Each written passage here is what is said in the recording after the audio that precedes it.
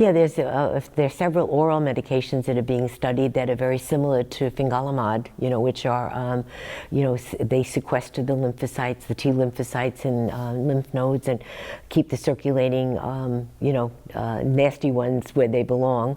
Of course, the big thing now are the stem cells. There are a number of studies going on throughout the United States, Canada, as well as throughout the world.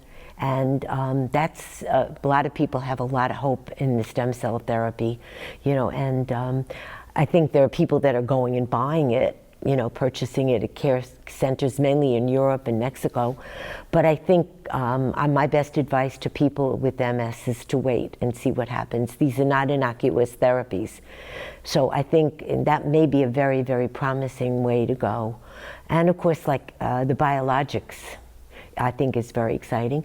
And I think earlier on I said, and I think the most important thing is this personalized medicine.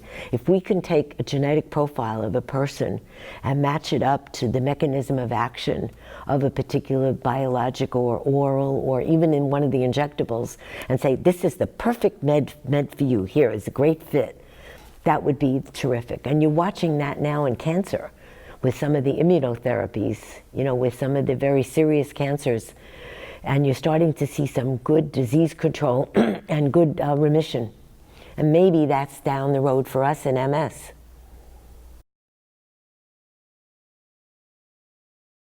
It's not like Alzheimer's, but it's a very serious condition that's related to MS. And my hope is that one of these days they're going to discover the mechanism by which cognitive impairment occurs and to try to find one drug that hits that problem and hits the whole spectrum of MS and controls them from losing their cognition and their memory and judgment and things like that. Because that to me is, you can be a quadriplegic in a wheelchair and work, but if you can't remember and think,